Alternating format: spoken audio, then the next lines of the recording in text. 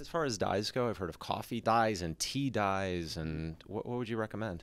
Well, personally, I'm really excited right now about the ability to work with these color-grown cottons out of Peru. But in the grand scheme of things right now, I think the small batch dyes like coffee and tea and even the Hawaiian red dirt was a really unique process that I played around with for a little while. They're all great and they have a place to showcase some of the different options that are out there. But I think as a clothing manufacturer, it's important to work with dye houses that are making sure that they're handling their wastewater correctly and that they're licensed, they're trying to limit the amount of chemicals that they're using, and ultimately they're working closely with the municipalities to make sure that whatever is going in is not having a direct detrimental effect. And that being said, we work with a couple of local dye houses here in LA that are well-known, responsible dye houses. The dye process is the area of our business that I know needs the most addressing. So that's why I'm excited to kind of redirect and using some of this color-grown cotton and see if we can set the trend in that way as well. What came first, your entrepreneurial spirit or your personal interest in sustainability? An interest in sustainability came first, and I was somewhat thrust into the entrepreneurial aspect. Industrial hemp was the first kind of drop that opened my eyes to mismanagement of resources.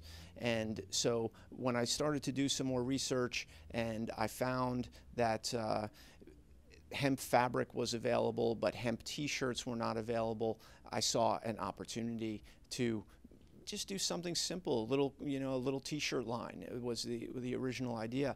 Once that momentum started to move into stores like Fred Siegel and the momentum that was created by the influential fashion world, on top of the influence of yoga and this incredible growth that yoga was experiencing and continues to experience in Southern California, I kind of got caught up on a wave of creating new products and new garments out of this fabric. And in doing so, there was this new wave of trade shows that were featuring green products, across the board green products, from things like biodiesel to solar, alternative energy products.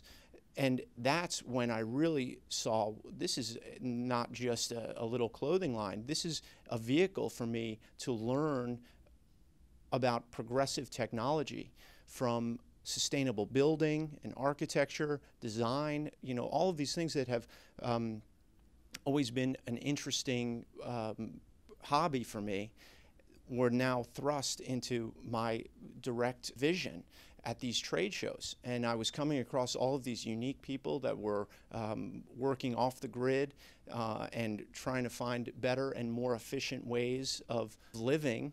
And they all made sense to me.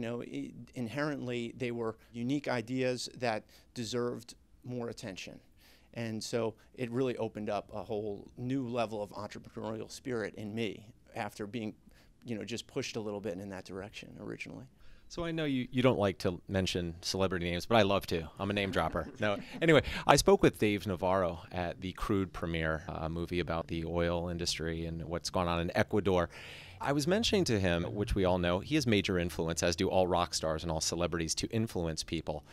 And we were talking about how he could possibly influence people. I said, what if you were to wear, let's say, a hemp shirt on stage? He says, I don't really wear shirts. I said, well, if you were to wear a shirt, perhaps you could write on your skin, on your body, that I would wear a hemp shirt if I were to wear one. I started to look around. I realized I had to find a shirt for this guy, Dave Navarro. And I looked at a number of clothing stores, and I was riding my bike around. I stumbled across your store, and I saw what you were doing, and I heard you speak, and I said, boy, this guy really knows what he's talking about in terms of the quality, the materials in his clothing. So what I'd like to do is ask you right here, would you be willing to send a shirt or two over to Dave Navarro?